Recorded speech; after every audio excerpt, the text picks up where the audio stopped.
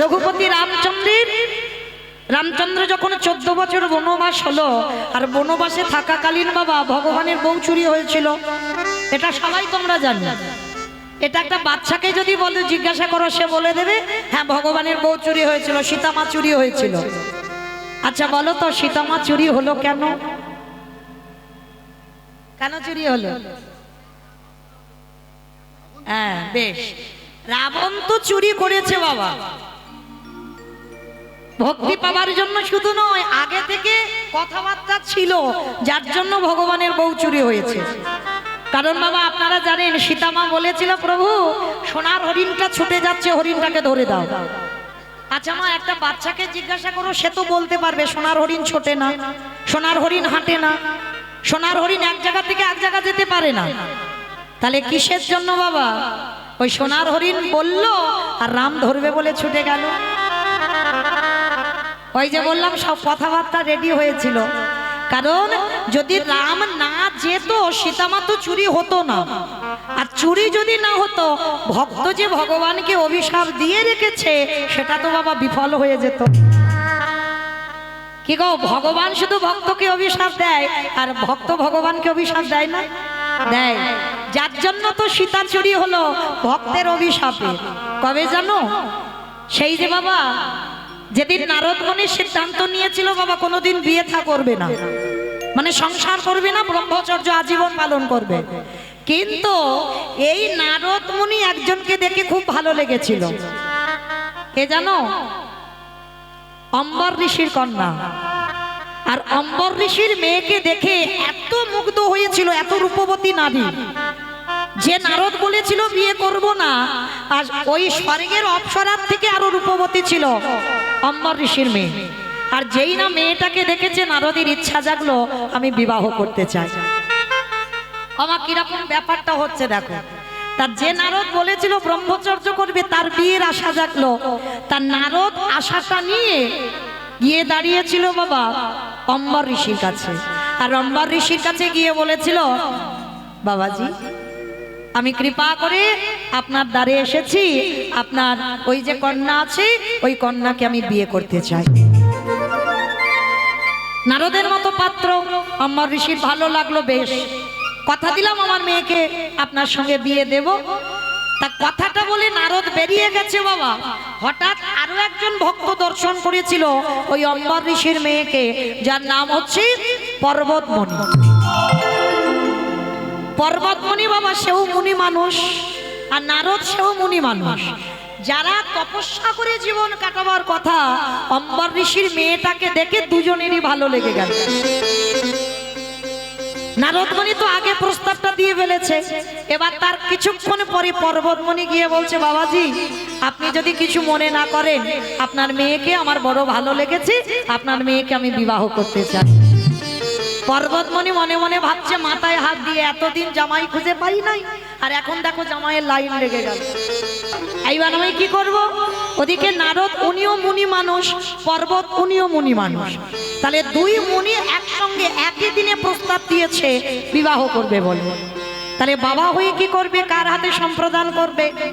ওর জন্য বাবা সিদ্ধান্ত নিল যে আমার মেয়েটার স্বয়ংবর সভা হবে। তখনকার রাজরাজাদের বাবা স্বয়ংবর সভা হতো, আর এই স্বয়ংবর সভায় আমার মেয়ে যাকে পছন্দ করবে বাবা তার হাতে দেব, তাতে তো আমি দোষী হব না, আমার মেয়ের যাকে ভালো লাগবে তার গলায় মালা দেবে। তা এইবার পর্বতকে বলছে দেখো পর্বত আমি কি করব বলো, কিছুক্ষণ আগে নারদ পছন্দ করে গেছে আমার মেয়েকে, আমার তো করার কিছু নেই।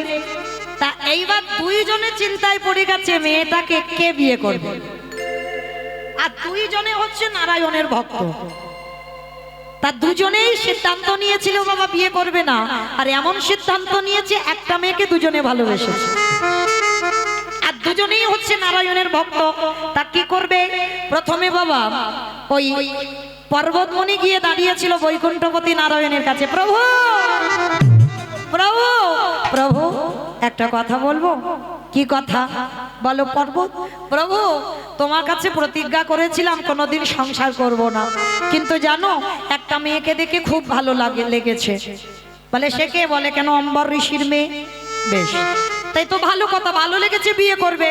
বলে কি করব ঠাকুর, বিয়ে তো করব, কিন্তু তুমি জানো আমার আগে ওই বেটা নারদ প্রস্তাব দিয়ে এসেছে। এখন স্বয়ংবর সভা হবে, যার ভালো লাগবে মেয়ে তাকে বিয়ে করবে। তাহলে তুমি বলে দাও ঠাকুর, যদি আমাকে ভালো না লেগে যদি নারদকে ভালো লেগে যায় তাহলে তো নারদকে বিয়ে করবে।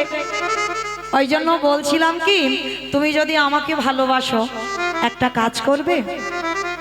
তা ভগবান বলছে বেশ, বলো। আমি তো ভক্ত বাৎসল্য ভগবান, সবার মনের কথা জানি, বলো তুমি আমাকে কি করতে বলছো। বলে ঠাকুর স্বয়ংবর সভায় আমিও যাব, নারদও যাবে, আরো রাজরাজারা যাবে। তো ঠাকুর আমার মনের আশা, যখন ওই নারদ যাবে ওইখানে গিয়ে তুমি ওই নারদের মুখটা ওই হনুমানের মতো করে দেবে। ভালো করে শুনবে মা, বড় তত্ত্বের কথা।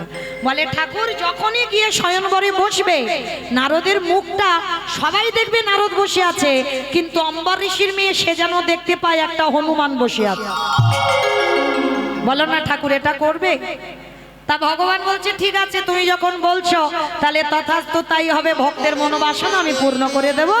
স্বয়ংবর সভায় নারদের মুখটাকে আমি হনুমানের মতো করে দেব।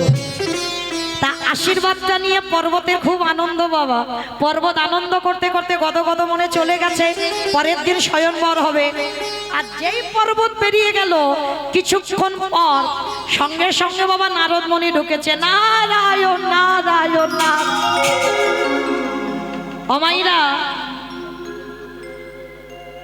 কি আছে জরাধে ভক্ত চরণে নিবেদন, যারা ভগবানের মালসা দান করবেন ঠিক 10টার মধ্যে যেন ভগবানের মন্দিরে মালসাগুলো দিয়ে দেওয়া হয়। এইটুকু আমার কমিটি দাদা ভাইদের থেকে আমি জেনে আপনাদের কাছে বললাম, ঠিক 10টার মধ্যে যেন মালসা ভোগ চলে যায় মন্দিরে। যারা দেবেন নিতাই গৌর প্রেমানন্দে হরি বল হরি বল হরি বল। এইবার নারদ মুনি গিয়ে ঠাকুরের কাছে করজোড় করে, আচ্ছা বাবা ভগবান কি কিচ্ছু জানে না? হরি বল, সব জানে, ওর ইচ্ছাতে তো হচ্ছে এইগুলো। তাই এবার নারদ মুনি গিয়ে এদিক ওদিক করে বলছে ঠাকুর একটা কথা বলবো। কি কথা নারদ? ও ঠাকুর একটা মেয়েকে খুব ভালোবেসে ফেলেছি। বাবা নারদ তুমি আবার ভালোবেসেছো? বলে কি করব বলো ঠাকুর, বলেছিলাম বিয়েটা করবো না, কিন্তু মেয়েটাকে দেখে ভালো লাগলো, ওকে আমার চাই। বলে কে? বলে কেন? অম্বর ঋষির মেয়ে। ভগবান শোনা মাত্র নিজে আসনে বসেছিল, চমকে উঠে। একটু আগে পর্বত এসেছিল, আবার একটু পরে এ বেটা এসেছে, দেখি কি বলে।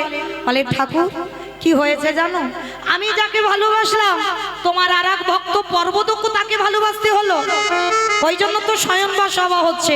কি করব ঠাকুর, যদি আমাকে ভালো না বেসে যদি পর্বতের গলায় মালা দেয়। ওই জন্য বলছিলাম কি একটা কাজ করে দেবে।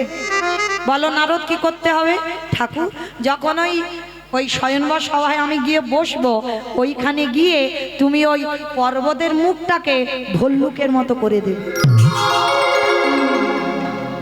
কিরম বদমাস দেখেছো? এ চেয়ে গেল হনুমান করে দিও, আর এ গিয়ে চাইছে পর্বত যেন ভল্লুক হয়ে যায়।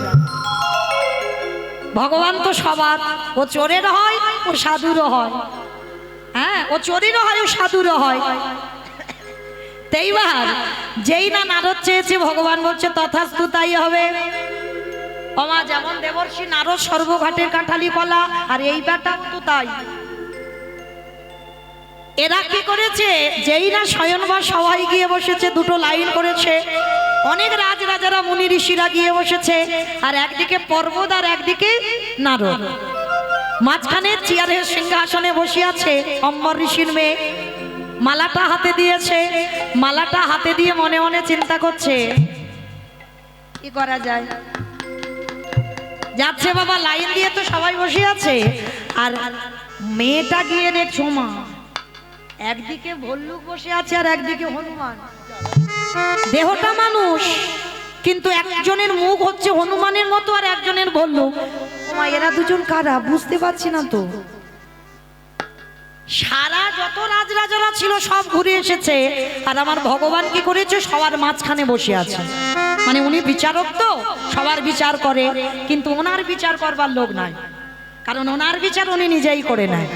তো এইবার দেখেন ভগবান মাঝখানে বসেছে আর সবাই তো ধারে ধারে বসেছে, আর মেয়েটা কি করেছে মালাটা নিয়ে ঘুরতে ঘুরতে একদিকে হনুমান একদিকে ভল্লুক দেখেছে, আর তাদের মাঝখানে আমার ভগবান বসেছিল। আর যখনই ভগবান বসেছিল একেবারে মালাটা মেয়েটা নিয়ে ভগবানের গলায়, যেই না ভগবানের গলায় পরিয়ে দেওয়া, কারণ মেয়েটা ছোটবেলা থেকেই তোমার ভগবানকে ভালোবেসেছে। ও যে যতই ভালোবাসুক না কেন তা কারোর গলায় তো মালা দেবে না, ভগবানের গলায় যেই না মালাটা দিয়েছে, নারদ আর পর্বত দুজনে উঠে বলে উঠল, প্রভু ছি ছি ছি ছি ছি ছি, এইটাই যদি তোমার মনে ছিল যে আমরা দুজনে যাকে ভালোবাসি তুমিও তাকে ভালোবাসো, একবার যদি বলতে তাহলে তো আমরা বলতাম না। আমি তো বলতাম না যে ওকে ভল্লুক করে দাও, আর পর্বত বলছে আমি তো বলতাম না যে ওকে হনুমান করে দাও। তুমি বললেই ফুরিয়ে যেত যে অম্বরীশের মেয়েকে তুমি ভালোবাসো, কেন এই কাজটা করলে? তবে শোনো ঠাকুর, আমাদের সঙ্গে যেমন তুমি চালাকি করলে, আজকে তুমি সত্যি কথা বলতে পারলে না, তুমি যেমন আমাদের সঙ্গে ছলনা করলে, আমিও আমরা দুজনে মিলে তোমারে অভিশাপ দিলাম। আজকে যেমন আমাদের দুজনের বউ চুরি হলো, অভিশাপ দিলাম তোমারও একদিন না একদিন বউ চুরি হবে হবে হবে। ভগবানের বদনটা মলিন হলো, কিন্তু ভগবানকে অভিশাপ দিয়েছে নারদ আর পর্বত, দুইজনে রাগারাগি করে ওই পর্বত আর নারদ একটা নদীর ধারে গেছে। ভগবানকে অভিশাপ দিয়েছে, কষ্ট হয়েছে রাগের মাথায় ক্রোধের মাথায়, তা যেই না গিয়েছে ওই জলের মধ্যে নিজেদের মুখ দুটোকে দেখেছে। নারদ দেখছে আমি হনুমান, আর পর্বত দেখছে আমি ভল্লুক। এইবার নিজেরা নিজেদের অনুতপ্ত হচ্ছে, আমরাই তো ভুল করেছি, আর ভুল করে আমরা তোমার উপরে সাজা দিয়ে দিলাম।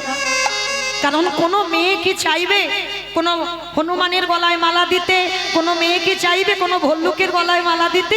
তাই তো তোমার গলায় মালা দিয়েছে, ভুল আমাদের হয়েছে। কাঁদছে দুজনে দাঁড়িয়ে দাঁড়িয়ে। ভগবান গিয়ে বলছে দাঁড়াও দাঁড়াও দাঁড়াও, কেঁদো না, তোমাদের অভিশাপ তো আমি মাথা পেতে নিয়েছি, তবে হ্যাঁ আমার বউ চুরি হবে বটে, কিন্তু যেদিন আমার বউ চুরি হয়ে যাবে,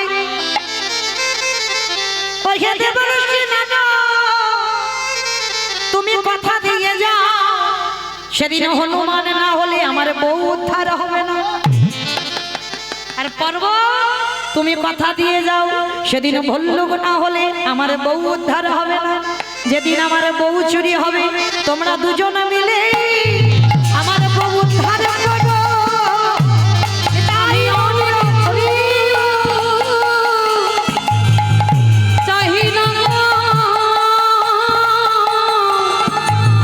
সেদিনে তোমরা দুজনে মিলে বউ উদ্ধার করো।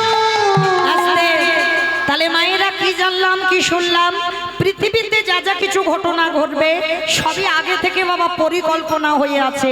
তাই তো আজকে সেই ঘটনাগুলো আমরা পড়ি, সেই ঘটনাগুলো আমরা জানতে পারি। তাহলে মায়েরা আজকে সেই চৈতন্য মহাপ্রভু নদিয়ায় এসে কি করছে, কেহ বলে পুরবিতি রাবণ বধিলা, কেহ বলে পুরবিতি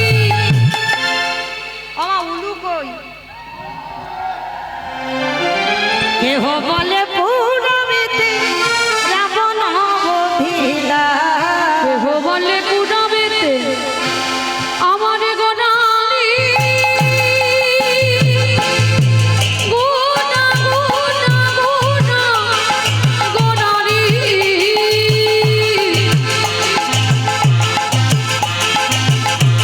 গোনা গোনা গোনা গোনালি গোনা গোনালি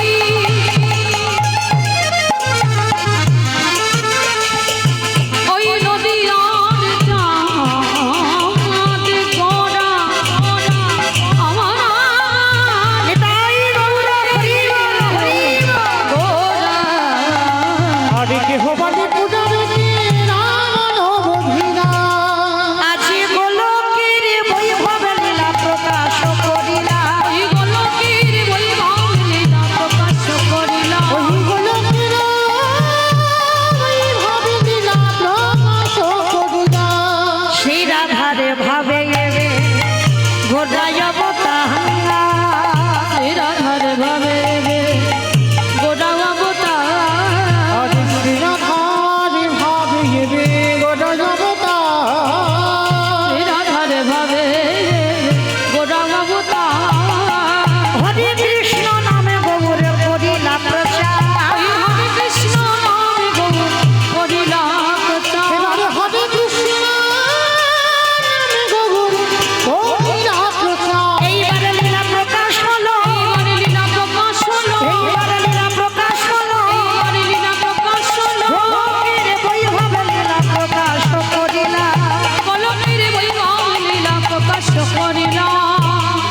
বাসুদেব ঘোষে কহে করি জোড়হা করি জোড়হা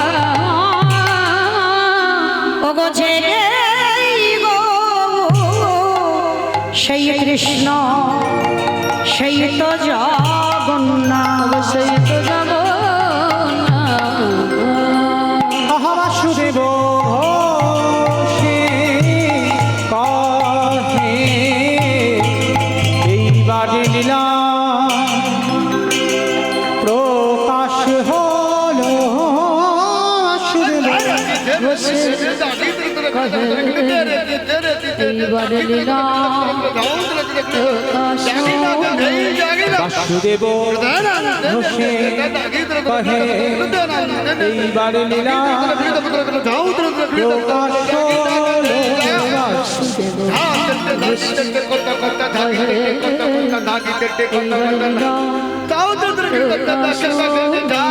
বাসুদেব ঘোষে কহে এইবার লীলা প্রকাশ হলো নিতাই গৌর প্রেমানন্দে হরি বল হরি বল হরি বল। বাসুদেব ঘোষে কহে এইবার লীলা প্রকাশ হলো বাসুদেব ঘোষে করে এইবার লীলার প্রকাশ হলো রে ও বাসুদেব ঘোষে কহে জনিতাই চলুন আজকে আমরা সবাই যাব মধুমাছি ধাম বৃন্দাবন ধাম। এতক্ষণ যে নদিয়ায় রইলাম সবাই দেখে একবার বলো তো দেখি গৌর সুন্দরী কি তো চলো এবার দান দেন কিন্তু ধ্যানটা কীর্তনে রাখবেন এইটুকু অনুরোধ। তো আজকে যে আমরা সবাই আস্বাদন করব বৃন্দাবনের মাটিতে বাবা বহু ভক্তদের কথা শুনেছেন। আজকের আমি এক ভক্তিমতী নারীর কথা বলবো যে ভক্তিমতীর নামটা ছিল ভোলি গোয়ালিনী। আজকের আমরা আস্বাদন করব কি ভোলি গোয়ালিনী কৃষ্ণ প্রেম। অমাইরা এই যে ভোলি গোয়ালিনী আস্তে আস্তে আস্তে কথা নয় কথা নয় ওমা কি সুন্দর তো ছিলে আবার এত কথা হচ্ছে কেন? আমার দান দিতে গেলে একটা কথা বলতে হয়, অপরাধ হয়ে যাবে বাবা। কারণ দান দিতে গেলে ডান হাত দান দেবে, বাম হাত যেন জানতে না পারে, এটা খেয়াল রাখতে হবে। সেইভাবে দান দিতে হবে, লোকে দেখিয়ে দেখিয়ে কোনো কথা বলে এই আমি দিলাম গো এরকম নয়, কেমন? কারণ এটাই শাস্ত্র আদেশ দিয়েছে বাবা, ডান হাত দেবে বাম হাত জানবে না। তুমি জানবে, যাকে দিচ্ছ সে জানবে। আর একজন তো বাবা তার চোখ চারদিকে ঘুরে ঘুরে বেড়াচ্ছে, যিনি হলেন বিশ্বের স্রষ্টা মালিক ভগবান। হ্যাঁ, এই কটা মানুষ জানবে, তার ব্যতিরিক্ত কেউ নয়। তাহলে চলেন শান্ত হয়ে দান দেন। আজকের আমরা আস্বাদন করব বৃন্দাবনে ভোলি গোয়ালিনী কৃষ্ণ প্রেম। আচ্ছা মা, আগে বলো তো দেখি এই গোয়ালাদের একটা জাত ব্যবসা আছে, বলো তো কি ব্যবসা? দুধে জল দেওয়া। দেখেছো, মানে ওইটা আমাকে বলছে। তোমার বাবা বেশি দেয় না, আমার বাবা দেয় না, কারণ আমার বাবা দুধের ব্যবসা ঠিক কথা মা, কিন্তু আমার বাবা ছানার মানে রোজগারটা ছানা ছানা কাটিয়ে তবে দাম দেয়। তাহলে জল দিলে কি আর না দিলে কি? তাহলে এই গোয়ালা জাতি যারা, এ যত বড় গয়লা হোক না কেন বাবা, ওদের একটা অভ্যাস খারাপ, ওই দুধে জল দেওয়া। ও দেবেই বাবা, যত বড় গয়লা হোক, আমার বাবা বলেও ছেড়ে দেব না, ওই একটু না একটু বাবা দুধে জল পাইল করবে। এটা গোয়ালা জাতিদের একটা বদ অভ্যাস। তো বৃন্দাবনের মাটিতে একজন ভক্তিমতী মা বাস করতেন, যে মায়ের নাম ছিল বাবা ভোলি। গ্রামের লোক তাকে ভোলি বলে ডাকত। অমাইরা, এই ভোলি এমনই একটা নারী ছিল, মনে রেখো মা, যার আছে কিন্তু সে দেয় না, আর যার কিছু থাকে না সে দেবার জন্য কাঁদে। হরি বল, এইটা খুব উত্তম কথা বাবা। যার আছে সে দেয় না, আর যার কিছু নেই সে দেবার জন্য ভগবানের জন্য কাঁদে। কারণ তুমি তো আমাকে যা দিয়েছো তোমার সেবার কাজে লাগবার মতো নয়। সংসার চলে না, কোনো রকমই আমার সংসারটা চালায়। তো ভোলি ছিল এমন একজন নারী বাবা, ওই সংসারে কেউ ছিল না, সংসারে কেউ ছিল না, কিন্তু একটা মাত্র গোমাতা ছিল, মানে গাভী ছিল। আর মায়েরা সেই গাভীটা প্রতিদিন এক বালতি করে দুধ হতো, এক বালতি করে। আর এই এক বালতি করে যখন দুধ হতো, বলি কি করতো জানো, যমুনা থেকে আরো এক বালতি জল তুলে ওই দুধে পাইল করে বিক্রি করত। যারা যারা দুধে জল দাও ভালো করে শুনে নাও, দশাটা কি হবে তোমাদের। শুধু গোয়ালা বললে যে দুধ বিক্রি করে নয়, অনেকে তো দুধ বিক্রি করে। বাড়িতে গোমাতা আছে, গরুর দুধ লোকের বাড়িতে বাড়িতে বিক্রি হয়। যারা দুধে জল দেবে সাবধান হয়ে যাও। কি গো এত হাসছো, তার মানে তোমরা কি দুধে জল টল দাও নাকি?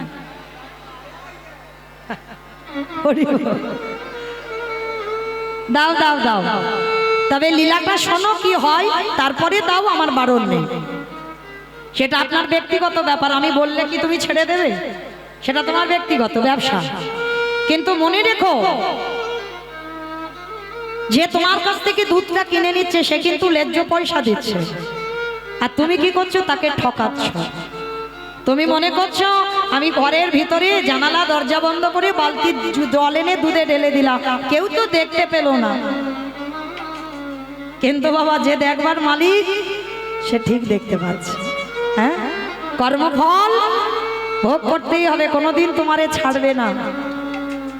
তো আজকে লক্ষ্য করে দেখেন বাবা, ভলির এক বালতি করে দুধ, আর তার সঙ্গে আরো এক বালতি জল পাইল করে দু বালতি দুধ বিক্রি করত। সংসারে কেউ ছিল না, কিন্তু মা বিক্রি করলে কি হবে, ওর একটা অভ্যাস ছিল ভালো, কি জানো, ওই জল মাখানো দুধ এক গ্লাস করে আমার গোপীনাথকে দিত। আর যতক্ষণ না গোপীনাথের ভোগ লাগে ততক্ষণ আজকের ভলি কিছু গ্রহণই করত না। যখন মন্দিরে দুধটা দিয়ে আসতো, বাবাজি যখন বলতো, বলি তোর দুধ গোবিন্দ সেবায় দিয়েছি, এবার তুই কিছু পা, তারপরে ভলি পেত। এটা তার সংকল্প ছিল, প্রতিদিন ভলি এক গ্লাস করে দুধ গোপীনাথের সেবায় লাগায়। একদিন আমার ভগবানে অভিমান হলো, ভলি এক বালতি করে একটা গরুর দুধ দিই, তাহলে একটু আদ্র দুধ নয়, এক বালতি দুধ মানে তো সংসার চলে যাবে। কি প্রয়োজন, কি দরকার আছে ভলি যে ওর সঙ্গে আরো এক বালতি জল পাইল করে বিক্রি করা? তুই কি পারিস না ন্যায্য দুধটা বিক্রি করতে? আমার এত ভালোবাসিস, আমার এত ভক্তি করিস, আমার সেবা না দিয়ে তুই কোনোদিন জলস্পর্শ করিস না, কিন্তু এটা তো পাপ, এটা তো অন্যায়, এটা কোনোদিন ঠিক নয়। তবে বলি, আমিও দেখব তুই কি করে কতদিন এই অধর্ম কাজ করে যাস। শুরু হলো ভক্ত ভগবানের লড়াই। অমাইরা ভক্তের জয় না ভগবানের জয় গো? ভগবানের ভক্তে, কারণ ভগবান বারে বারে বলেছে, আমার হতে আমার নাম বড়, নাম হতে আমার ভক্ত বড়, ভক্ত হতে ভক্তের পদধূলা আরো বড়। তা ভক্ত ভগবানের লড়াই শুরু হলো মা। প্রতিদিন ওই বলি কি করে গ্রামে গ্রামে দুধ বিক্রি করে, আর নিজের মনের আনন্দে নিজে আমার ওই ভগবানের একটা চিত্রপট ছবি আছে, ওই ছবির সামনে বসে বসে কি বলে জানো, ভুলি গৃহ সাজ সবে সতেছি তো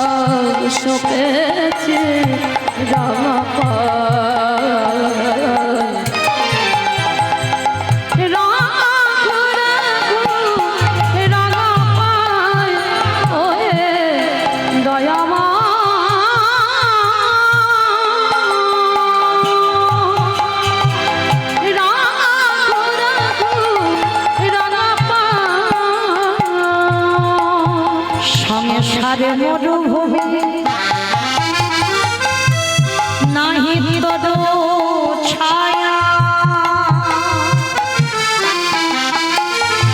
নাম নীল দশা আনমে ঘোয়া সংসার মরুভূমি নাহি তোর ছায়া না মনে দোষে নামে ঘোয়া আনন্দ নিপবনে নন্দ দুলালে আনন্দ নৃপবনে নন্দ দুলালেশ আজ ভুজাও দিন অশ্রু যমুনা রাখো রাখো নেতাই গৌর হরি বল হরি বল হরি বল ওরে দয়াময়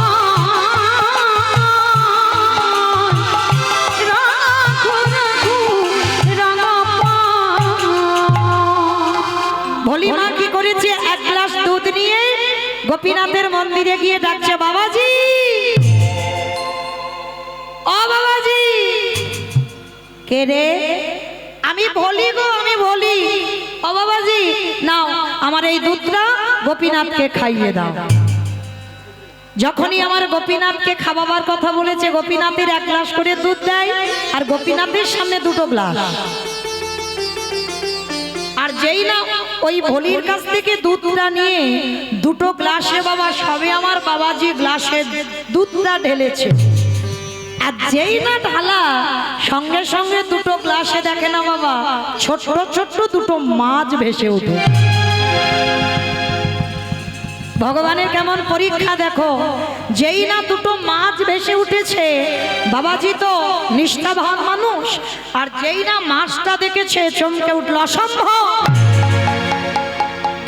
তোর এত বড় সাহস তোর এত বড় স্পর্ধা তুই কিনা আজকের আমার গোপীনাথের দুধে মাছ দিয়েছিস ছি ছি ছি ছি ছি আমি ভেবেছিলাম তুই ভক্তিমতী নারী আমি ভাবতাম তুই প্রতিদিন আমার গোপীনাথের দুধ দিয়ে যাস আর সেই দুধ আমার গোপীনাথের সেবার কাজে লাগা আর তুই জানিস না আমার গোপীনাথ কোনোদিন মাছ সেবা করে না আর তুই কিনা আমার গোপীনাথের দুধে মাছ দিয়েছিস বেরিয়ে যা ওই দুটো গ্লাস থেকে দুধ ঢেলে দিয়ে ভলির হাতে তুলে দিয়েছে ভলির হাতে তুলে দিয়ে বলছে দূর হয়ে যা আজকের পর থেকে যেন আমি কোনোদিন না দেখি এই মন্দিরে তুই পা দিয়েছিস চমকে উঠলো ভলি বাবাজি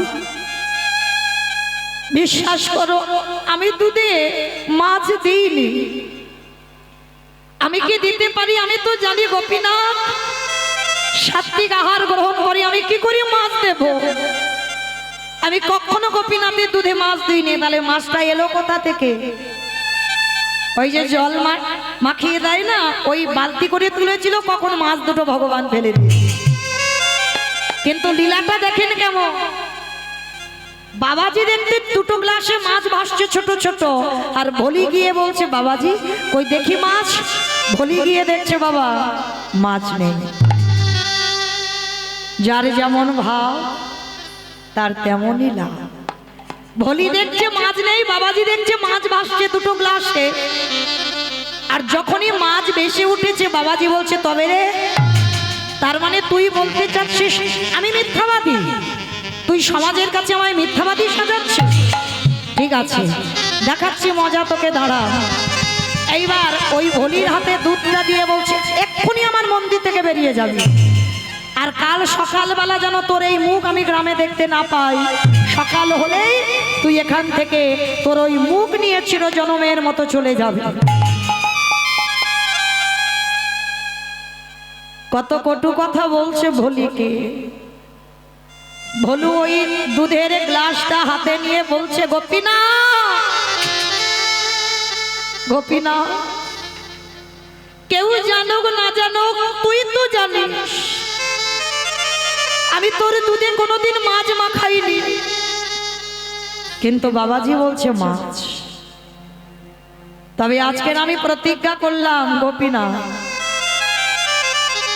এই দুধ নিয়ে আমি আমার ঘরে চলে যাচ্ছি। যতদিন না তুই এই দুগ্ধ সেবা করবি ততদিন আমি জলস্পর্শ করব না। কি বাবা, কার যে কিভাবে ভক্তি কৃপা পেয়ে যায়, কার যে কিভাবে গোবিন্দ দর্শন হয় আমরা কেউ জানি না।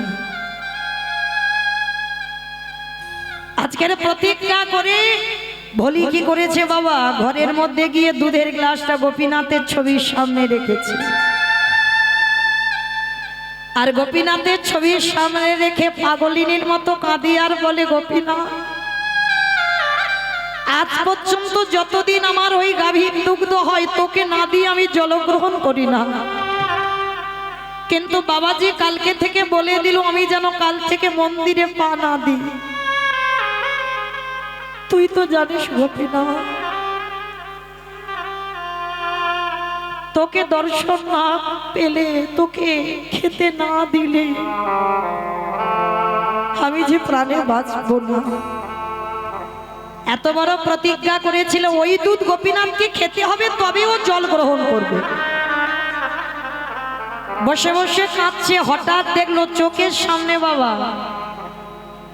যে গাভীটার এক বালতি করে দুধ হতো, সেই গাভীটা চোখের সামনে ছটফট করতে করতে মারা যাচ্ছে। ভলি ছুটে গেল গাভীটার কাছে। গাভীটার কাছে গিয়ে কত আদর কত যত্ন করলো, ডাক্তার বৈদ্য ডেকে আনলো, কিন্তু কোনো মতে এই গাভীটাকে বাঁচাতে পারলো না। চোখের সামনে বাবা ছটফট করতে করতে গাভীটা মারা গেল। ভলি কাঁদে আর বলে, গোপীনাথ মায়েরা একটা কথা মনে রেখো, যারা লক্ষ্মী কালী দুর্গা সরস্বতী মনসা শীতলা ভক্ত তাদের ঠিক আছে, ভালো আছে, অসুবিধা নাই। কিন্তু যারা কৃষ্ণ ভক্ত হয়েছে, যে করে আমার আশ তারে করি সর্বনাশ নয় সর্বনাশ। সর্বনাশ জীবনে ভক্তের করে না, কেন জানো? ভক্ত তার সব, ভক্ত ছাড়া আমার ভগবান একটা পা চলতে পারে না। ভক্ত তার মাতা পিতা, ভক্ত তার গুরু, ভক্ত ছাড়া এতটুকু সময় আমার ভগবান চলে না। তাহলে ভগবান কোনোদিন সর্বনাশ করে না, সব নাশ। সব নাশ মানে আত্মীয় পরিজন বন্ধু বান্ধব যাদেরকে তুমি বেশি ভালোবাসো, ভগবান সবার প্রথমে চিরজনমে তোমার কাছ থেকে তাকে কেড়ে নেবে, যাকে ছাড়া তুমি এতটুকু চলতে পারবে না, যে তোমার জীবনের জীবন হয়ে উঠবে। প্রথমেই ভগবান তোমাকে তার কাছ থেকে কেড়ে নেবে, আর তাকেই যখনই কেড়ে নেবে তারপরে যদি তুমি গোবিন্দ চরণ না ভুলে যাও, তারপরে ভগবান বললেন আমি হয়ে যাই সেই দাসের অনুদাস। আজকের ভলির দশা দেখো, যে গরুটার এক বালতি দুধ হতো, গরুটা মরে গেল, মন্দিরে যাওয়া নিষেধ, এক ঘরে করে দিল গ্রামের লোকেরা। সবাই মিলে বলল ও এত বড় পাপ করেছে মন্দিরে, যার জন্য ওর গরুটা ছটফট করে মরে গেল। নালে ভালো গরু কিছু হলো না, হঠাৎ মরলো কেন? ও কত বড় পাপী। কিন্তু না, পাপী নয়, ওই দুধে জল দিত বলে শিক্ষাটা দিচ্ছে ভগবান, যেন কোনোদিন আর না করে। কারণ বাবা ভগবানকে ভালোবাসতে শিখতে হবে,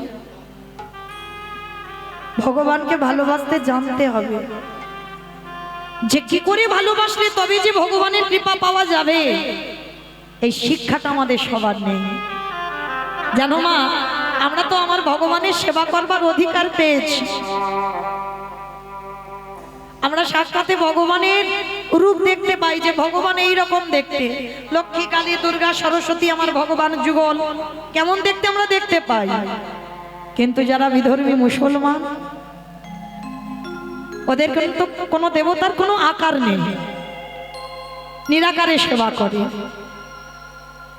কিন্তু শুধু আমরা যে হিন্দু জাতি হই আমাদের ভগবানকে ভালোবাসি তা নয় বাবা, বিধর্মী মুসলমান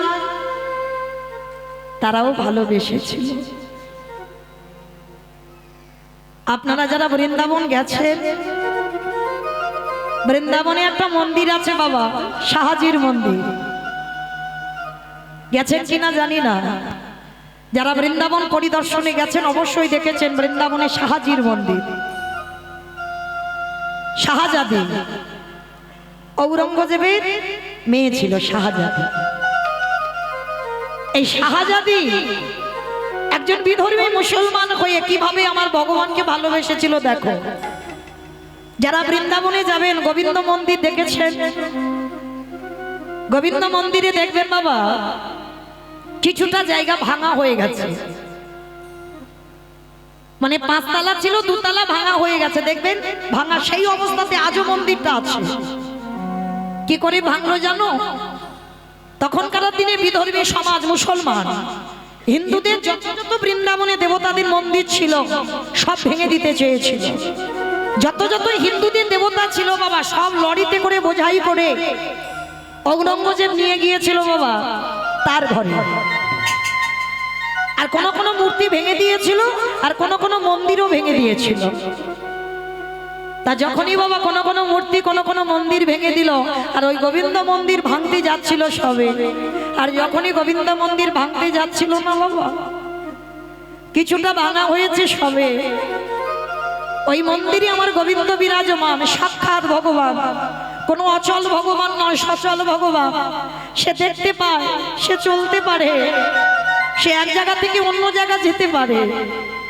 তোমার ভাবনার উপরে নির্ভর হবে, তোমার ভজনের উপরে সে তোমাকে দর্শন দেবে। তো এই গোবিন্দজি কি করেছিল বাবা, যখন মুসলমানেরা এসে মন্দিরটা ভাঙছিল, হঠাৎ করে বাবা ভাঙতে ভাঙতে কোথা থেকে যেন একটা কালো, মানে এত কালো ভীমরুল, এত কালো ভীমরুল এসেছে বাবা, কেউ আর ভাঙতে পারলো না। কিছুটা ভেঙে সবাইকে যখন ওই ভীমরুল কামড়াতে গেছে, তারা প্রাণ ভয়ে প্রাণে বাঁচবে বলে ওই মন্দির থেকে সবাই বেরিয়ে গেল, কেউ আর ভাঙতে পারলো না। আর ভাঙতে যখন পারলো না, ওই মন্দিরের দেবতাকে নিয়ে বৃন্দাবনে যত যত মন্দিরের দেবতা ছিল সব লরিতে করে ভর্তি করে নিয়ে চলে যাচ্ছে। আর ওই মন্দিরের পূজারী ওই মন্দিরের গোবিন্দকে নিয়ে মাঠের মাঝখানে গিয়ে বাবা গর্ত করেছে। আর মাঠের মাঝখানে গর্ত করে মানে আমার গোবিন্দকে মাটিতে পুঁতে রেখে দেবে, তাহলে তো আর খুঁজে পাবে না। আর যখন খাবার সময় হবে মাটি থেকে তুলে নিয়ে ওকে খাইয়ে চলে যাবে। পূজারী কি করেছে, রাতের অন্ধকারে আমার গোপীনাথকে গোবিন্দকে কোলে করে দিয়ে মাঠের মাঝখানে গেছে। মাঠের মাঝখানে গিয়ে বাবা গোল করে গর্ত করেছে, এক মানুষ গর্ত, মানে মূর্তিটা যত বড় ছিল অত বড় গর্ত করে ওর ভিতরে পুঁতে রেখে দেবে। পূজারী গিয়ে কি করেছে, যেই না গর্ত খুলে আমার ওই বিগ্রহকে মাটিতে রাখছে, সে যত গর্ত করে বাবা এক হাত করে মূর্তিটা বড় হয়ে যাচ্ছে। আবার একটু গর্ত করে নিশ্চয়ই এবার তো হবে, আবার গর্ত করে আবার মূর্তিটা একটু করে বড় হয়ে যায়। কিছুতে মাটির নিচে আর প্রবেশ করাতে পারছে না, মাটি চাপা দিতে পারছে না, বারবার মাটি ফুঁড়ে বেরিয়ে যাচ্ছে। পূজারী সারা রাত ধরে বাবা মাটির তলায় গোপীনাথকে পুঁতে দিতে পারলো না। শেষে পূজারী বিরক্ত হয়ে রেগে গিয়ে বলছে, থাক তুই এখানে, তোর যখন এতই ইচ্ছা মুসলমানদের হাতে তুই সেবা পাবি, তুই যখন মুসলমানদের হাতে ধরা পড়বি, থাক। আমি ভেবেছিলাম তোকে আমি মাটিতে এখানে রেখে চলে যাব, কারণ ওরা মুসলমান এত ক্ষিপ্ত, ওরা আমার বাড়িতে নিয়ে গেলে আমার বাড়ি থেকে নিয়ে আসবে। তুই যখন মাটির তলায় যাবি না, থাক এখানে পড়ে। সকাল হয়ে গেছে, আর পূজারীকে দেখতে পেলে ওকেও তো খুন করে দেবে। পূজারি মাঠের মাঝখানে গোপীনাথকে রেখে চলে গেল। আর যখনই চলে গেল না, সকালবেলা মুসলমানের দল এসে খুঁজছে, গোপীনাথকে পাচ্ছে না। ওই মন্দিরের বিগ্রহকে, গোবিন্দ মূর্তিকে পাচ্ছে না। সবাই চারিদিকে খোঁজাখুঁজি বাঁধিয়ে দিয়েছে। আর খুঁজতে খুঁজতে বাবা দেখে না, মাঠের মাঝখানে কালো রঙে একটা ছোট্ট ছেলে দাঁড়িয়ে আছে। ওই মুসলমানেরা কি করেছে, হাত ধরে লরিতে করে তুলেছে। ঔরঙ্গজেব একটা বড় ঘর করেছে বাবা, হল ঘর করেছে, তাতে হিন্দুদের দেবতাদের সব এক জায়গা রেখে দিচ্ছে। তা লরি করে যখনই নিয়ে গেছে না, শাহজাদি লক্ষ্য পড়েছিল আমার গোবিন্দর দিকে।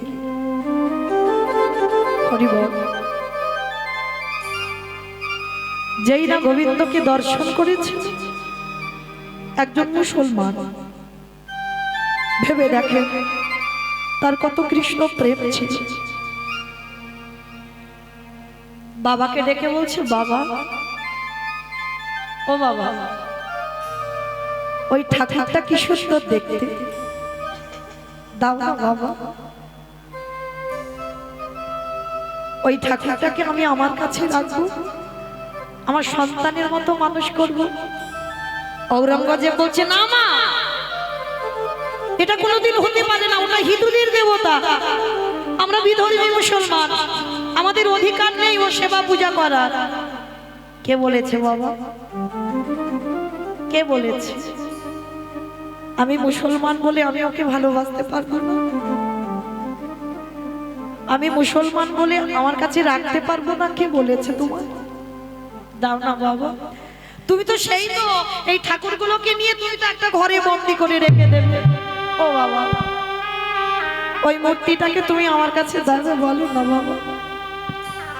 শাহজাদি এত বায়না করেছে, বাবা ঠিক আছে, তুই যখন এত ভালোবেসেছিস তা নে, তোর কাছেই রাখ। শাহজাদির খুব আনন্দ হলো, মূর্তিটাকে কোলে করে নিয়ে নিজে যা খায় গোপীনাথের মুখের কাছে ধরে বলে, খা না রে। হিন্দুরা কত ভালো করে তো সেবা দেয়, ডালা সাজিয়ে, দেখেছি। আমি ওরকম করে দিতে পারবো না, আমি যা খাবো তোকে তাই দেব। শাহজাদি যে বিছানায় ঘুমায় আলাদা করে ওর বিছানা খাট করেন। এই হলো ভালোবাসা। আমরা ভগবানকে ভালোবাসি তো ভগবানের মতো করি, ও আলাদা আমি আলাদা, কিন্তু শাহজাদি ওটা দেখছে না। যে বিছানায় শাহজাদি ঘুমায় সেই বিছানায় আমার ভগবান ঘুমায়। যেখানে শাহজাদি স্নান করে সেখানে ভগবানকে নিয়ে গিয়ে স্নান করায়। এমনই প্রেম, এমনই ভালোবাসা, কিন্তু সবটাই ভালো। কিন্তু শাহজাদি যা খায় সেটা যখন ভগবানকে দেয়, ভগবানের একটু কষ্ট হয়, কারণ ওই হার তো ভগবান সেবা পায় না। ভক্তি ভরে দিচ্ছে বলে পাচ্ছে, কিন্তু কষ্ট হচ্ছে। কিন্তু শাহজাদির প্রেমে বন্দী হয়ে গেল আমার ভগবান। একদিন রাতের অন্ধকারে নবদ্বীপে এক বাবাজি, রামদাস বাবা, তাকে স্বপ্ন দিয়েছে, যাও তোমরা চলে যাও, সেইখানে ঔরঙ্গজেবের বাড়িতে আমাকে বন্দী করে রেখেছে, আমাকে সেখান থেকে উদ্ধার করে তুমি নবদ্বীপে আমাকে নিয়ে এসো। স্বপ্ন যখন দেখেছে, সমস্ত নবদ্বীপ থেকে লাঠিয়ালরা গিয়েছে ঔরঙ্গজেবের ঘরে। আর ঔরঙ্গজেবের তো ভক্তি ছিল গো, যদি না থাকতো না মন্দিরের ওই দেবতাদের এনে ঘরে রাখতো না, রাতারাতি তো ভেঙে গুড়িয়ে পুড়িয়ে দিত, সব রেখে দিয়েছে। নবদ্বীপ থেকে বাবাজিরা যখন এসেছে, ঔরঙ্গজেবকে সাক্ষাতে দেখে বলছে, শোনো, আমাদের বৃন্দাবন থেকে একটা মূর্তি এনেছো, আমাকে স্বপ্ন দিয়েছে, তাকে ফিরিয়ে নিয়ে যেতে এসেছি নবদ্বীপ, দাও মূর্তিটাকে আমার কাছে ফিরিয়ে দাও। তা ঔরঙ্গজেব বলছে, দেখেন আপনারা এসেছেন, একটু সেবা টেবা করেন। তারপরে এরা তো মুসলমান, সঙ্গে সঙ্গে বাবা সব নতুন বাসন এনে দিয়েছে। তারা নিজেরা রন্ধন করে আলাদা একটা ঘরে তারা রন্ধন করে প্রসাদ পেয়েছে, বিশ্রামও করেছে। এইবার বলছে ঔরঙ্গজেব বলছে, যাও, তোমাদের সমস্ত দেবতা আমার একটা ঘরে আছে, তা কোনটার খুঁজে এসেছো আমি জানি না, তো তা যার খুঁজে এসেছো তাকে নিয়ে তোমরা যাও। তা যেই না বাবা গেছে,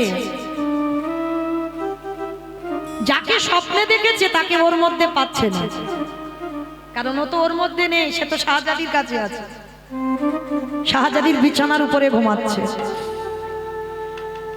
এবার বাবাজি বেরিয়ে এসে বলছে, শোনো রাজা, আমি যার স্বপ্ন দেখেছি সে তো এখানে নেই, বলি সে কি এখানে থাকবে না, যাবে কোথায়? আমরা সমস্ত দেবতাদের এখানে রেখেছি, এখানের বাইরে তো কোথাও রাখিনি, তাহলে আমরা বলতে পারবো না, দেখো অন্য কোনো জায়গায় আছে কিনা। রামদাস বাবা মনে মনে ভাবলেন, আর একটা রাত আমাকে এখানে থাকতে হবে, এখানে থাকলে নিশ্চয়ই আমি যদি রাতের অন্ধকারে আমার ভগবানের কাছে জানতে চাই, সে নিশ্চয়ই আমাকে বলবে কোথায় আছে। তা ঔরঙ্গজেবকে বললেন, আর একটা রাত আমি এখানে থাকবো। বেশ, একটা রাত কেন, যতদিন ইচ্ছা আপনারা থাকেন। তা রামদাস বাবা রয়ে গেল। আর যখনই রামদাস বাবা রয়ে গেল, হঠাৎ বাবা রাতের অন্ধকারে আমার গোপীনাথ স্বপ্ন দিচ্ছে, পূজারি আমি তো ওই ঘরের মধ্যে নেই গো, আমি আছি শাহজাদির বিছানা। ওই শাহজাদি আমায় বাদশাল প্রেমে বন্দী করেছে, কিন্তু আমি যে বড় কষ্টে আছি,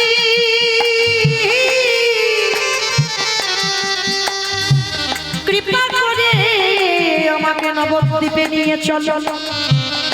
ঠিক আছে বলবো, কাল সকাল হোক, আমি ঔরঙ্গজেবকে বলবো যেন তার মেয়ে শাহজাদির কাছ থেকে আমাকে দিয়ে দেয়।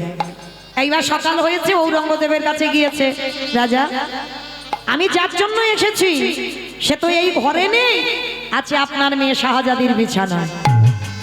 মনে পড়ে গেছে ঔরঙ্গজেবের, সত্যি তো আমার মেয়ে শাহজাদি তো একটা মূর্তি নিয়েছিল, তার মানে কি তার খোঁজেই এসেছে। বেশ বাবাজি আপনারা দাঁড়ান, আমি আমার মেয়ের কাছ থেকে মূর্তিটা এনে দিচ্ছি।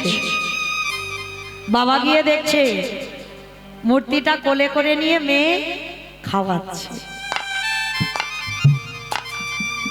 বাবা গিয়ে বলছে, মা, ওমা শাহজাদি একটা কাজ কর, ওমা তুই যাকে সেবা করিস, নবদ্বীপ থেকে বাবাজিরা কালকে থেকে এসেছে, ওর খুঁজে বেড়াচ্ছে, স্বপ্ন দিয়েছে ভগবান ওকে নিয়ে চলে যাবে, দে মা ওই মূর্তিটা আমার হাতে দিয়ে দে, আমি হিন্দুদের দেবো তাই হিন্দুদের দিয়ে দিই, আমরা তো মুসলমান, আমরা ওর সেবা করবার আমাদের অধিকার নেই। না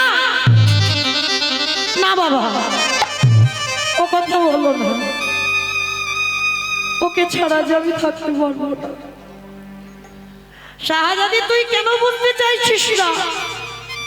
ওটা হিন্দুদের দেবতা, আমরা বিধর্মী মুসলমান, আমাদের কোনো অধিকার নেই ওই মূর্তি সেবা করবার। কে বলেছে বাবা? তুমি বারবার একটা কথা বলে যাচ্ছ, ও যদি সেবা না পাবে তাহলে এতদিন আমার কাছে ছিল কি করে? আমি ওকে স্নান করিয়েছি, আমি ওকে খাইয়েছি, আমার বিছানায় ওকে ঘুম পাড়িয়েছি, আর ও যদি চলে যায় আমি যে বাঁচবো না বাবা। ঔরঙ্গজেব দিশেহারা হয়ে গেল, এটা কি হয়ে গেল আমার মেয়ে? মাথায় হাত বুলিয়ে বলছে, মা আমি তোর বাবা, আমার কথাটা শোন মা, এটা হিন্দুদের ঠাকুর, আমরা পূজা করতে পারি না। বেশ বাবা, তুমি যখন বলছো এটা হিন্দুদের ঠাকুর, আমার পূজা করার অধিকার নেই, আমি দিয়ে দেব, চলো ওই বাবাজির কাছে আমি যাব একবার। গোপীনাথকে কোলে করে নিয়েছি, গোপীনাথকে কোলে করে নিয়ে রামদাস বাবাজির সামনে শাহজাদি গোপীনাথকে বুকে করে জড়িয়ে ধরে আছে, ছাড়তে চাইছে না। বাবাজি বলে বলেন, দে মা ওই মূর্তিটা আমাদের দিয়ে দে। দাঁড়াও, মূর্তি দেব, তার আগে আমার একটা কথা আছে। এতদিন তোমাদের হিন্দুদের দেবতা আমি ভালোবেসেছি, আমার ভালোবাসা যদি সঠিক হয়, আমার প্রেম যদি সত্যি হয়, ওকে আমি রাস্তার মাঝখানে বসিয়ে দেব। ও অচল নয়, আমি জানি ও সচল, ও চলতে পারে। বাবাজি তুমি থাকবে একদিকে, আমি থাকবো একদিকে, তুমিও ডাকবে আমিও ডাকবো, আর মাঝখানে ওই পাথরের মূর্তি বসিয়ে দেব। ওই হেঁটে যার কোলে উঠবে ও তার হয়ে যাবে। ভালো করে ভেবে দেখেন বাবা, কত বিশ্বাস। কেউ বলতে পারবে না ভগবানের উপরই আমল। শাহজাদি মাঝখানে বসিয়ে দিয়েছে আমার গোবিন্দকে। রামদাস বাবাজি কিন্তু স্বপ্ন দিয়েছে, একটা অহংকারী ভাব থাকবে বাবা ভিতরে। ভগবানের স্বপ্ন পেয়ে তো এসেছে। রামদাস বাবাজি একদিকে ডাক দিয়েছে, দয়াময় আমি আসতে চাইনি, তুমি এনেছো আমাকে। এটাই তো অহংকার বাবা, আমি আসতে চাইনি, তুমি এনেছো আমাকে। আর ভগবান সব সহ্য করে। এই পৃথিবীতে যে আমার আমার করে, ভক্তির অহংকার আর ভক্তির চোখের জল দুটো সইতে পারে না। বাবাজি পিছনে ভগবানকে ডাকছে, আমি আসিনি, তুই এনেছিস আমায়। তাহলে তুই যখন এনেছিস নেই, আমার কোলে ওঠ, আমি তোকে নিয়ে বৃন্দাবন থেকে আমি চলে যাব নবদ্বীপ। যেই না বাবাজি আমার হাত বাড়িয়ে দাঁড়িয়ে আছে, চারিদিকে বাবা লোক চারিদিকে ঘিরে দাঁড়িয়ে আছে, দেখবো হিন্দুদের ঠাকুর আজকের কাল কোলে ওঠে। এই যে একটা রহস্য বাবা, সবাই এসে দাঁড়িয়ে আছে, কার কোলে উঠবে। বাবাজি হাত বাড়িয়ে দাঁড়িয়ে আছে, বিগ্রহ একটু নড়চড় হচ্ছে না, সবাই দেখছে। শাহজাদি পিছন থেকে বলে বলেন, দাঁড়াও বাবাজি, তুমি আমার এই ছেলেটাকে মনে মন্ত্রী ডাকো, তুমি অনেক জ্ঞানী। আমি ওকে কোনোদিন কোনো মন্ত্রী ডাকিনি, আমি ভালো খেতেও দিই, আমি যা খেয়েছি ওকে তাই দিয়েছি, ওকে আলাদা করে আমি কিছু দিই। ওর আলাদা কোনো সিংহাসন নেই, আলাদা কোনো বালিশ কাঁথা মশারি কিছু নেই, ও আমার কাছে থাকে। আমার প্রেম যদি সঠিক হয়, ভালোবাসা যদি ঠিক হয়, এবার আমি ডাকবো। এই এবার শাহজাদি সে তো জানে আমার কোলে উঠবে না, কারণ আমি মুসলমান, আমার কোলে উঠতে পারে না, সেই ভাবনা নিয়ে ডেকেছে, ও আসবে না আমার কোলে। নয়নের জলে যেই না শাহজাদি মা আমার আঁচলটা পেতে ডেকেছে, খোকারে ওরে আগে বা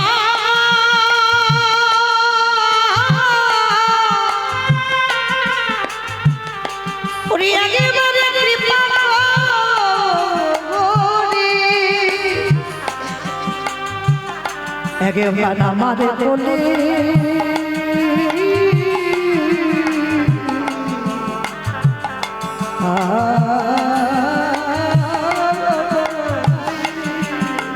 ওরে গোপীনাথ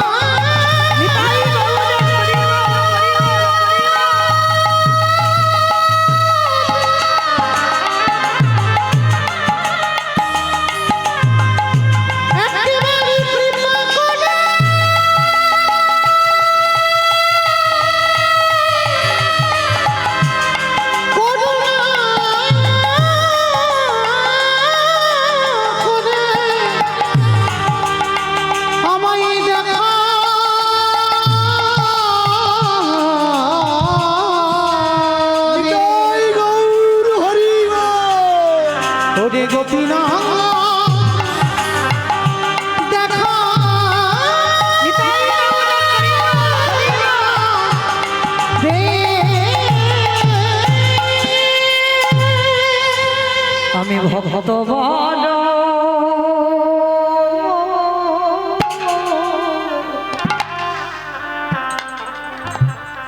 ভালো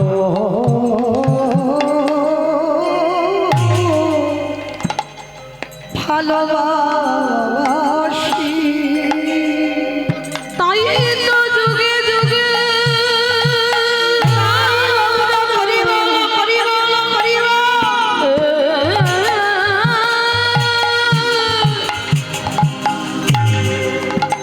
ভক্তের কাছে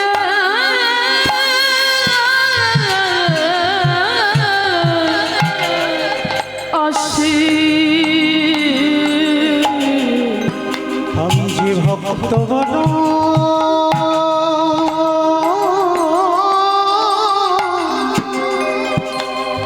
ভালো ভালোবাসি আরে কি আমার কপিরাতে পাথর হয়ে থাকতে পারে যেই না শাহজাদি আঁচল পেতে ডাক দিল আমারে ভগবান ছুটে গিয়ে আমার শাহজাদির কোলে উঠে পড়ল ও জি ভাই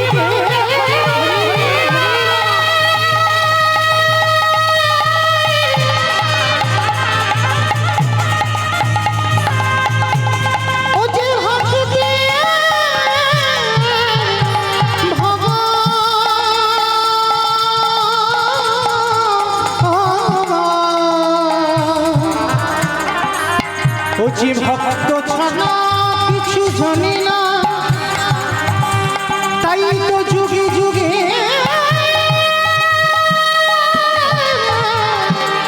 ভক্তির কাছে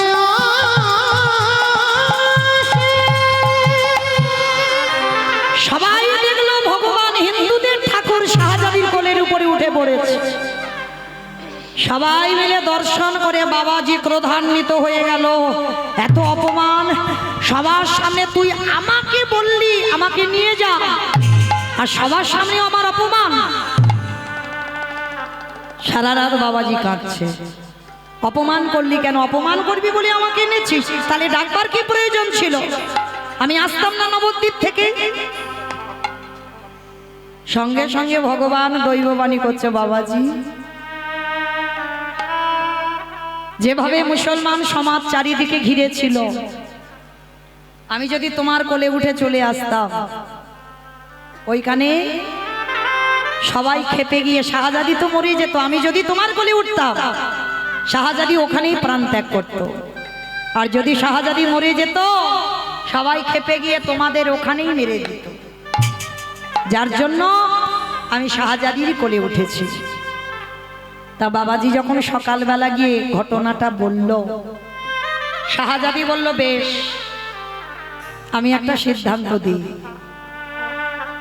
24টা ঘন্টার মধ্যে 12 ঘন্টা তুমি সেবা করবে আর 12 ঘন্টা আমি সেবা করব 12 ঘন্টা আমি তোমাকে দেব আর 12 ঘন্টা ও ছেলে আমার কাছে থাকবে ঔরঙ্গজেব মন্দির করে দিল সেটা এখন বৃন্দাবনে শাহাজির মন্দির সেইখানে ওই রামদাস বাবা 12 ঘন্টা সেবা করত আর 12 ঘন্টা আমার শাহজাদি সেবা করত কিন্তু ওই 12 ঘন্টা যে বিরহ 12 ঘন্টা যে ছেড়ে থাকবে সেইটা শাহজাদি সহ্য করতে পারত না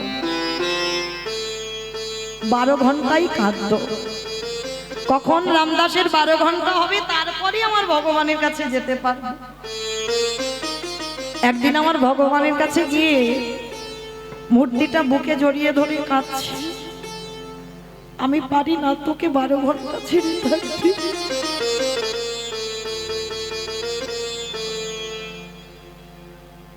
আমি আর বেঁচে থাকতে চাই না আমি তোর সঙ্গে তোর শরীরে আমি বিলীন হতে চাই সেইভাবে আমার ভগবানকে ধরে শাহজাদি প্রাণ ত্যাগ করলো ঔরঙ্গজেব ছুটে এলো এসে দেখছে ভগবানের সেই মূর্তিটা বুকে ধরে এই দেহ থেকে প্রাণ ও পাখিটা চলে গেল তাহলে বাবা আপনারা বলে একজন বিধর্মী মুসলমান কতটা ভগবানকে ভক্তি করেছিল, তারপরে আমার ভগবান সাক্ষাতে তার সঙ্গে বিলীন করে নিল। এরকম ভুরি ভুরি প্রমাণ আছে। যারা বিধর্মী তারাও আমার ভগবানকে ভালোবেসেছে,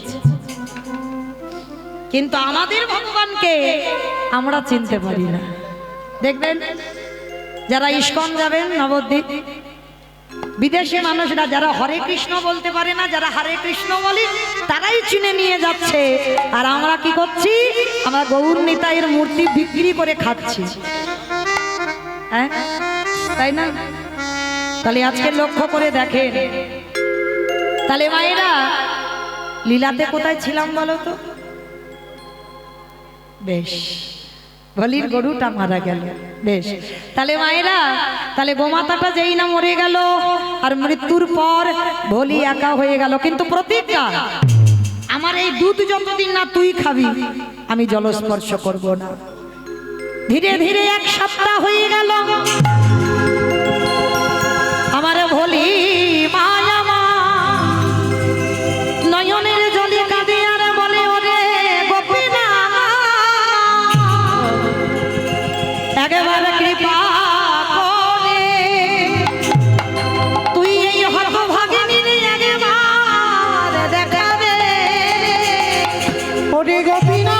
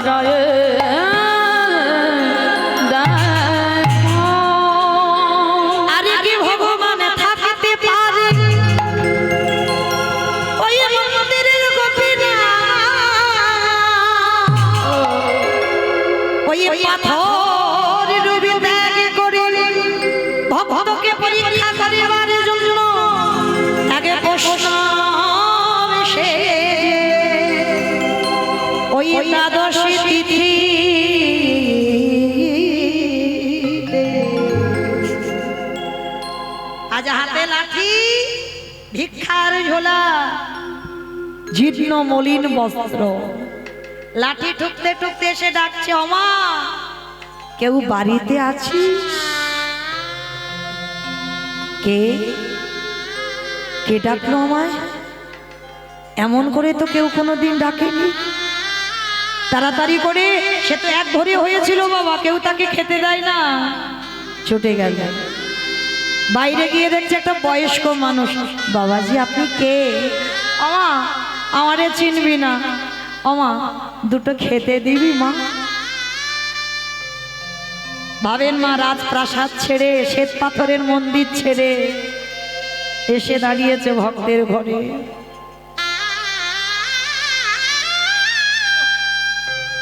খেতে দিবি মা?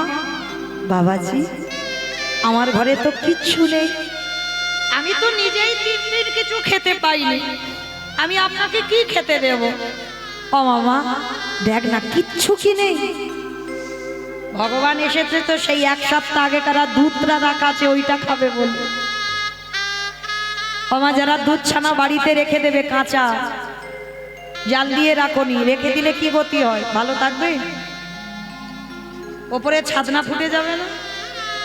এক সপ্তাহ হয়ে গেছে, ওই দুধ খাবে বলে ভগবান এসেছে।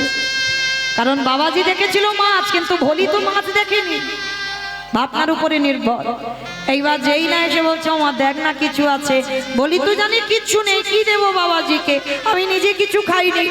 বাবাজি বিশ্বাস করো আমার ঘরে কিছু নেই। আর ভগবান বারবার মনে করাচ্ছে দেখ না মা তোর ঘরে কি কিচ্ছু নেই। আর বলতে বলতে মনে পড়ে গেছে সেই এক গ্লাস দুধের কথা। তাই তো আমি তো এক গ্লাস দুধ রেখে দিয়েছি, কিন্তু বাবাজি দেখেছে মাছ, আমি তো মাছ দেখিনি। যা হয় হোক, যত অপরাধ আমার মাথায় চাপুক, কিন্তু বাবাজি বয়স্ক লোক, খেতে পাইনি কতদিন, আমি ওই দুধ এই বাবাজিকে খেতে দেব, তাতে যা অপরাধ হয় হবে এখন আমার। ছুটে গেল ভোলি, ছুটে গিয়ে যেই না গ্লাসের দুধ হয়েছে, ওই বাবাজি দুগ্ধ দর্শন করে আনন্দে ভগবানের হৃদয়টা যেন উথলে উথলে উঠছে। এক সপ্তাহ আগে ওই দুধ দিয়েছিল, খেতে দেয়নি বাবাজি।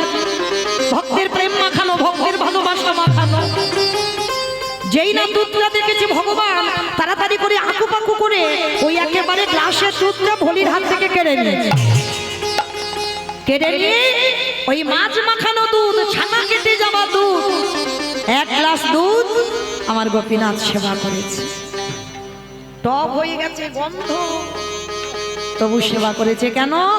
শুধু ভক্তের প্রেম ভালোবাসা মাখানো হতে আছে। সেবা করে বলছে, আহ বড় তৃপ্তি পেলাম না মা ভোলি, বড় তৃপ্তি পেলাম, বড় শান্তি পেলাম। কতদিন আমি এইরকম ভালো করে খেতে পাইনি মা। ও মা, এবার একটা কথা বলবো, আজকে রাতটুকু তোর বাড়িতে একটু থাকতে দিবি? বাবাজি, এক অপরাধের জন্য মন্দিরে যেতে পারিনি, আমাকে এক ঘরে করে দিয়েছে, আমি একা থাকি। আবার যদি আপনাকে আমি রাখি, এই সমাজ আমাকে দ্বিচারিণী বলবে, কলঙ্কিনী বলবে। ও মা, যে বলে বলো, আমি তো জানি, কিন্তু ওটা যে কে ওটা তো ভোলি বুঝতে পারছে না। ও মামা, ঠিক আছে, তোর বদনাম হবে না, তুই ঘরে থাকবি। ও মামা, এই তোর এই উঠানে আমার একটু খড় বিছিয়ে দিবি, আমি উঠানে থাকবো। বাবাজি, আপনার এত বয়স হয়েছে, আপনি উঠানে থাকবেন?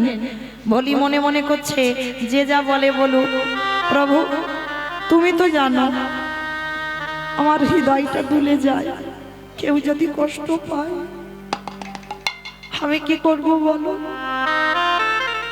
তাই একটা দিন আমি বাইরে কাটিয়ে দেব, আর বাবাজি একটা দিন ঘরে ঘুমাবে। তা বাবাজিকে বলছে, বাবাজি আপনি ঘরে থাকবেন, আমি একটা দিন বাইরে কাটিয়ে দেব। খড়ের বিছানা করে আজকে পড়ে আছে ভোলি উঠানে। বাবাজি আজকের ঘুমাচ্ছে। ও মাইরা, সত্যি কি ভগবান ঘুমাচ্ছে?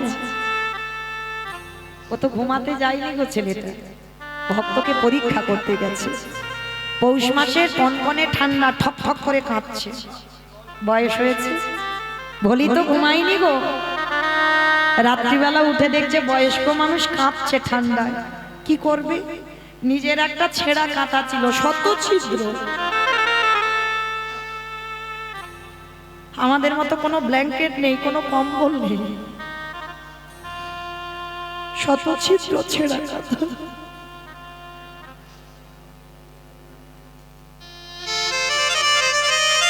এরাই কৃষ্ণ ভক্ত। কৃষ্ণ ভক্ত বাবা কোনোদিন ধনী বড় লোক হয় না। ছেঁড়া কাঁথা, শত ছিদ্র, নোংরা, মানে যদি কাঁথাটা জোরে টানা যায় ও ছিঁড়ে খসে যাবে। সেই শত ছিদ্র কাঁথাটা বাবাজি রাত্রিবেলা ঘুমিয়ে আছে, বাবাজির গায়ে ঢাকা দিয়েছে। আর যখনই বাবাজির গায়ে ঢাকা দিয়েছে, ভগবান তো ঘুমায়নি গো, ভক্তের দেওয়া কাঁথাটা ভগবান হৃদয়ে জড়িয়ে ধরে, ভক্তের অনুরাগে কাঁথা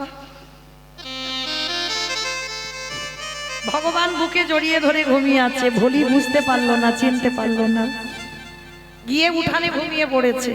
আর যেই না ঘুমিয়ে পড়েছে, মা ভোরের দিকে এমন ঘুমিয়েছে, ভোর হয়ে গেছে। আর কাঁথাটা নিয়ে আমার গোপীনাথ কি করেছে জানো? মন্দিরে গিয়ে দরজাটা খুলেছে। দরজাটা খুলে ভগবানের গায়ে যে দামি শাল ছিল, সেই শালে আমারে ভোলির গায়ে আমারে ভগবানে ঢাকা দিল। ওরে ভোলি রে,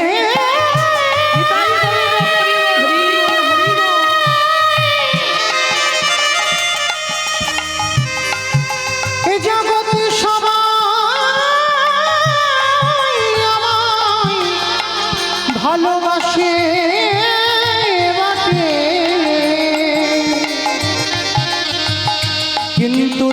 নত কোটি অনুরাগ দিয়ে আমায় কেউ ডাকে না।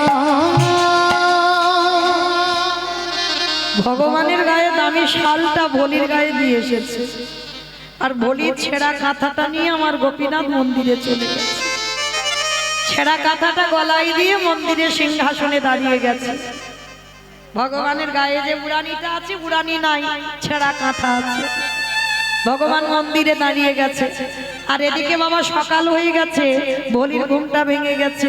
আর যেই না ভলির ঘুমটা ভেঙে গেছে, ছুটে গেছে আগে ঘরে, আর ঘরে গিয়ে দেখলো সে বাবাজিও নেই, আর ভলির ছেঁড়া কাঁথাটাও নেই। যেই না দেখেছে তখনও লক্ষ্য করেনি নিজের গায়ের দিকে, আগে বাবাজির দিকে দেখেছে। আর নিজে ভাবতে ভাবতে যেই না নিজের গায়ের দিকে দেখেছে, দেখা মাত্র ছোট দেখি এটা কি? এটা তো আমার গোপীনাথের গায়ের শাল, আমার গায়ে এলো কি করে? অমাইরা কালকে থেকে কীর্তন শুনছেন, আমার ভগবানের অঙ্গে যে কি পরনে পোশাক, কি ধুতি বাঁধা আছে দেখতে পাচ্ছেন তো। হঠাৎ যদি ওইটা আপনি হঠাৎ দেখেন আপনার অঙ্গে আছে। ভলি রোজ রোজ দেখতো গোপীনাথের গায়ে যে শাল, সেই শালটা আজকে ভলির গায়ে। বুঝতে দেরি হলো না, ঠাকুর তুমি এসেছিলে, আমি চিনতে পারলাম না তোমায়, আমি তোমায় ধরতে পারলাম না। আমি বলেছিলাম ওই দুধ তুমি না খেলে আমি জলও খাবো না, তাই তুমি আমার হাত থেকে ওই ছানা কেটে যাওয়া গন্ধ দুধ খেয়ে গেলে, বিনিময়ে আমার ছেঁড়া কাঁথাটা নিয়ে গেলে, আর বিনিময়ে তোমার দামি শাল আমায় দিয়ে দিলে। কিন্তু ঠাকুর আমি এত দামি শাল নিয়ে কি করব বলো? এত দামি শাল আমার লাগবে না। শালটা ভালো করে ভাঁজ করে বুকে করে নিয়ে ছুটতে ছুটতে সেই মন্দিরে বাবাজির কাছে গেছে। বাবাজি, ও বাবাজি! যেই না দেখেছে ভলিকে, দাঁড়া দাঁড়া দাঁড়া, পা দিবি না, মন্দিরে পা দিবি না, ওইখানে দাঁড়া। ঠিক আছে আমি যাব না ভিতরে। বাবাজি জানো, কালকে তোমার ওই মন্দিরে ছেলেটা আমার ঘরে গিয়েছিল, আর গিয়ে না যে দুধে তুমি মাছ দেখেছিলে সেই দুধ খেয়েছে। আর শুধু খাইনি, আমার ঘরে রাত্রিবেলা ছিল, রাত্রিবেলা থেকে আমার ঘরে থেকে আমার ছেঁড়া কাঁথাটা নিয়ে আর তার দামি শালটা আমার দিয়ে এসেছে। এই নাও, আমার এই শাল লাগবে না, এই শাল আমি তোমায় দিতে এসেছি।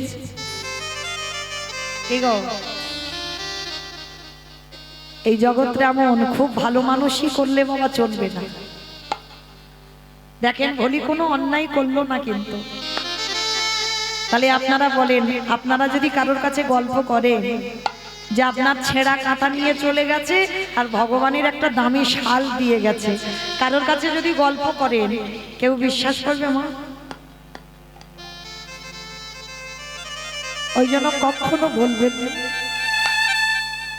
ভগবানের যদি কোনো দিন ইশারাও যদি পাও, কখনো কারোর কাছে বলবো না। আপন ভজন কথা না কহিবি যথা তথা। তুমি ভজনের মানুষ না পেলে তুমি জীবনে তোমার কথা কাউকে কোনোদিন বলবে না, তাহলে তোমার ভজন সাধন সবটাই নষ্ট হয়ে যাবে। আজকে যেই না দাঁড়িয়েছে ভলি, কিন্তু ভলি বলল, শুনলো না। বাবাজি বলে বললেন, তবে রে, তার মানে তোর দুধ নিয়ে গোপীনাথের সেবা দিইনি বলে তুই আমার গোপীনাথের শাল চুরি করেছিস? তোর এত বড় সাহস, তুই গোপীনাথের মন্দিরে এসে রাতের অন্ধকারে চুরি? না না বাবাজি না, আমি চুরি করিনি, আমি চোর নই। গ্রামের লোকজনদের ডেকেছে, ডেকে সবাইকে বলছে ভলি চুরি করেছে গোপীনাথের শাল। আর ভোলি একটাই কথা বলে যাচ্ছে, আমি চোর নয়, আমি চুরি করিনি। সমস্ত গ্রামের লোকজন এসে বলল, তবে রে কদিন আগে গোপীনাথের দুধে মাছ দিয়েছিস, আবার গোপীনাথের গায়ে শাল চুরি করেছিস, দেখাচ্ছি মজা তো তারা। সবাই মিলে বেতের বাড়ি দিয়ে বলিকে বেতের আঘাত, দূর হয়ে যা, বেরিয়ে যা, দূর হ। গোপীনাথ, গোপীনাথ,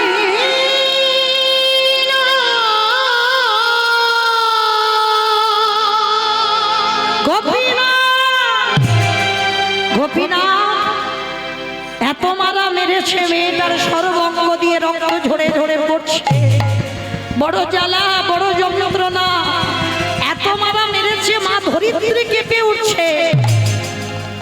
দয়াময়, তোমারে ভালোবাসলে তারে বুঝি এমন করে কষ্ট পেতে হয়? তোমাকে ভালোবাসলে বুঝি এমন করে তাকে কাঁদতে হয়? ও তো কোনো অন্যায় করেনি, কেন তুমি মেয়েটার এত শাস্তি দিচ্ছ? আর এদিকে বাবা ভোলি কাঁদছে আর বলছে, প্রভু আমি তো তোমার কাছে চাইনি এমন ভালোবাসা, আমি দিব্যি আমার গরুটাকে নিয়ে আমি সংসার করছিলাম, কে বলেছিল তোমার এমন সুখ আমার দিতে? আমি বলো না। সুখের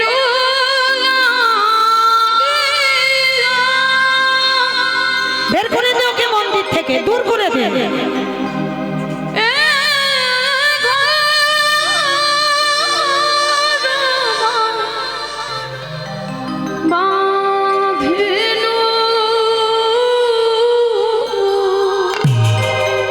আমি চলে যাব গোপীনাথ, আর আসবো না তোর কাছে।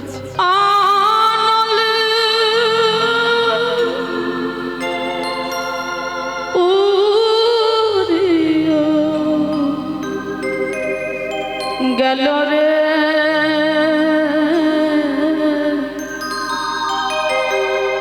অনলি উড়িয়া গেল। সবাই আমাকে এত বদনাম দিচ্ছে, সবাই এত অপবাদ দিচ্ছে, তুই কি দেখতে পাচ্ছিস না? একবার দেখা দে, দেখা দে।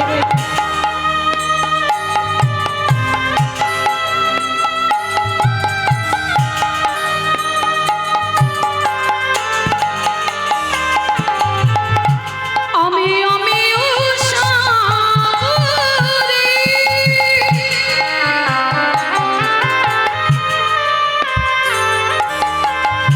সিনা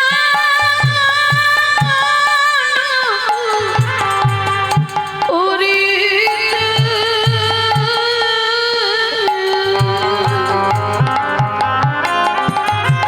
ফিরিয়ে দে গোপীনাথ আমার সম্মান।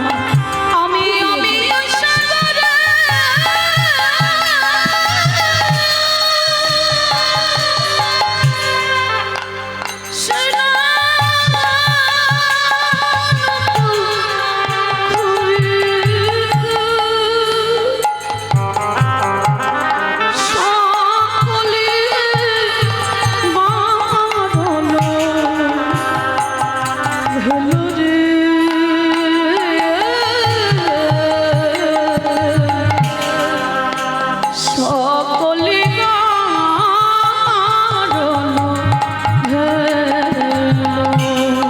নিতাই গৌর প্রেমানন্দে হরি বল, হরি বল, হরি বল।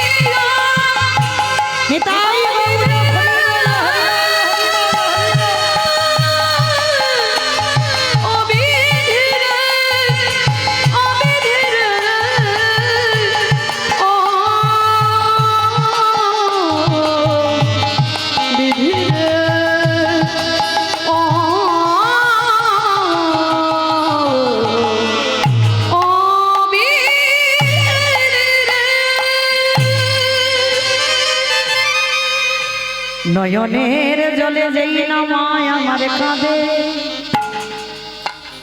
এদিকে ভগবান বেদি থেকে ধুলাই পড়েছে, ভোলির অঙ্গে যতগুলো আঘাত, আমার ভগবানের অঙ্গে ততগুলো আঘাত লেগেছে। যত তোমরা কষ্ট পাও তার থেকে বেশি কষ্ট ভগবান পায়। এইবার যেই না আমার মন্দিরে বেদি থেকে পড়ে গেছে, ঠিক সেই সময় পূজারি বলছে দাঁড়াও দাঁড়াও দাঁড়াও, একবার দেখি তো গিয়ে মন্দিরের ভিতর। যেই না দরজাটা খুলল, দেখে না গোপীনাথ ধুলায় পড়ে আছে। গোপীনাথ তার হৃদয়ের মাঝে ওই ছেঁড়া কাঁথা বুকে জড়িয়ে ধরে আছে। আর যেই না বুকে জড়িয়ে ধরে আছে, পূজারি দর্শন করা মাত্র চমকে উঠে, কি ভোলি বলল তার ছেঁড়া কাঁথা, সত্যিই তো গোপীনাথের গলায় ছেঁড়া কাঁথা। আর বুঝতে দেরি হলো না, বাবাজি ছুটে গিয়ে গোপীনাথকে তুলে ধরে মন্দিরে বেদির উপরে বসালো। বাবাজি ছুটে গিয়ে ভোলির চরণ যুগল ধরে, ভোলি রে, এতদিন আমি ভগবানকে মন্ত্রে তন্ত্রে ডেকে আমি তার কুল কিনারা পেলাম না, আরে আজকে তুই এক গ্লাস করে দুধ খাইয়ে সারা জীবনের মতো আমার গোপীনাথকে কিনে নিলি। তাই আজকে থেকে আমি আর গোপীনাথের সেবা করব না, আমার ভুল হয়েছে ভোলি, আজকে থেকে আমি তোর চরণ সেবা করব। আর যেই না বললো তোর চরণ সেবা করব, ভোলি বলছে বাবাজি আমার চরণ আমার মতো মেয়ের? বলে হ্যাঁ, কারণ সাধিতে সাধিতে যদি কৃষ্ণ কৃপা করে, এ জন্মে না হয় জন্ম জন্মান্তরে। ভক্তি যার কৃষ্ণ তার সর্বশাস্ত্রে কয়, ভক্তি না থাকিলে কৃষ্ণ দেখে কি হয়। তাহলে যে যেভাবেই ভজনা করো না কেন, ভক্তি যার কৃষ্ণ তার সর্বশাস্ত্রে কয়, ভক্তি না থাকিলে কৃষ্ণ দেখিও বা কিবা হয়।